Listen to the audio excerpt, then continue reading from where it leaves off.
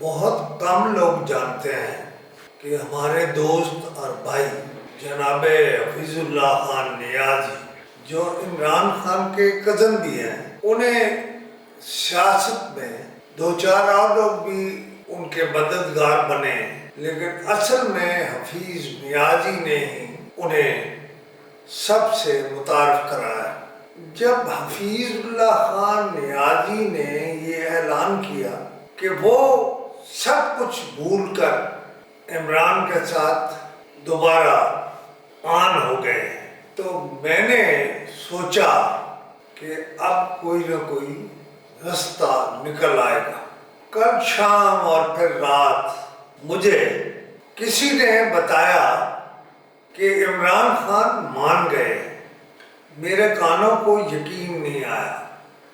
عمران خان کیا مان گئے ہیں میں اس کی تفصیل میں نہیں جاتا، لیکن صبح جب یہ خبر آئی کہ عمران خان کو سپریم کورٹ آف پاکستان نے الشفاء منتقل کرنے کا حکم دے دیا ہے، تو مجھے یقین ہو گیا کہ میرے دوست کی خبر ٹھیک تھی۔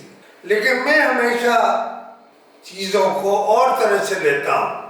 میں یہ نہیں کہتا کہ میں علامہ ہوں، میں یہ نہیں کہتا کہ میں وہ ہوں جسے سب پتہ ہے، اس لیے کہ حالات اور معاملات اس ملک میں ایسے ہیں کہ کچھ بھی ہو سکتا ہے، کسی وقت بھی ہو سکتا ہے۔ مثلا سابق فوجیوں کے کھانے میں باجوہ صاحب نہیں آئے، لوگوں نے اس کو اور طرح سے لیا، میں کسی اور طرح سے لیتا ہوں، لیکن آج اس پر بھی گفتگو نہیں کروں گا۔ البتہ باجوہ صاحب کا نہ آنا سمبولک ہے اور اس کے بہت سارے معنی ہیں، لیکن اگر عمران خان ہاسپیٹل سے بنی گالہ یا زمان پارک منتقل ہوئے تو اس کا مطلب بھی کچھ اور ہے۔ اور وہ جو اس وقت زور میں ہیں، وہ جو سمجھتے ہیں کہ ان کے بغیر دنیا نہیں ہلتی، دنیا نہیں چلتی، حکومت نہیں چلتی، جب ایک پاپولر سپورٹ والا لیڈر باہر آئے گا تو کئی منظر بدل جائیں گے۔ عمران خان کچھ لوگوں کا راستہ بند کرنے کے لیے ہے، لیکن خدا بہتر جانتا، ہو سکتا ہے میری انفارمیشن ٹھیک نہ ہو، اور ہو سکتا ہے میری انفارمیشن ہی ٹھیک ہو۔